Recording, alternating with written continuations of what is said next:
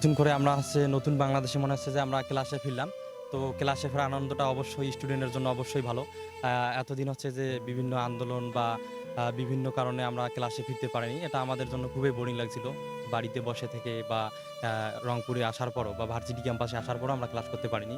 তো আজকে নতুন করে আমরা ক্লাস শুরু করলাম।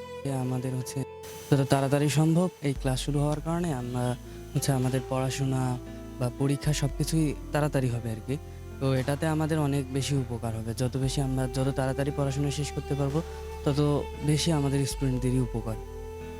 তো আমরা চাই ক্লাস শুরু হইলো সেটা যাতে সঠিকভাবে চলমান থাকে, এটাই আমাদের স্যারদের কাছে প্রত্যাশা। আর হচ্ছে আমরা স্যারদের প্রতি আসলেই কৃতজ্ঞ যে ক্লাস শুরু হওয়ার জন্য আর কি।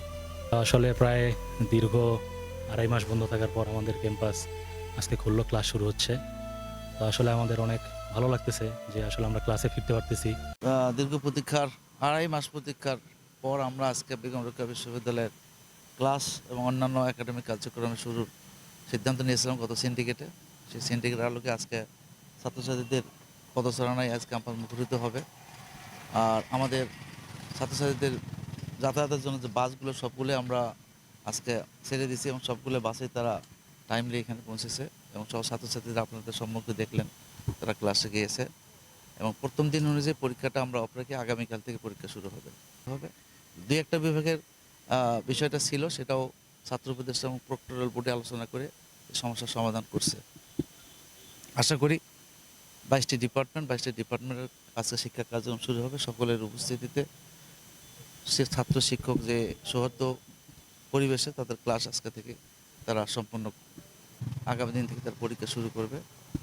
আর তৃতীয়, তাদের সেশন জ্যাম যে নষ্ট হয়েছে, সেশন যে 6 মাসের সেমিস্টার ছিল, বিকজ তাদের যে 3 মাসে প্রায় 3 মাস চলে গেল এই সেশন জ্যামের কারণ যাতে পুষিয়ে নেওয়া যায় সেই জন্য শিক্ষক ছাত্র সবার সাথে আলোচনা করে সেটা 6 মাসের জায়গায় আমরা 4 মাসের করার সিদ্ধান্ত নিয়েছি এবং সেইভাবে শিক্ষা কার্যক্রম ছাত্র এবং শিক্ষকের সমন্বয়ে সিদ্ধান্ত নেওয়াতেই তাদের এই পুষিয়ে নেওয়া বিষয়টা আমরা কভার করতে পারবো, যেরকম আমরা বিগত করোনাকালীন সময়েও এই ব্যাপারটা করছিলাম।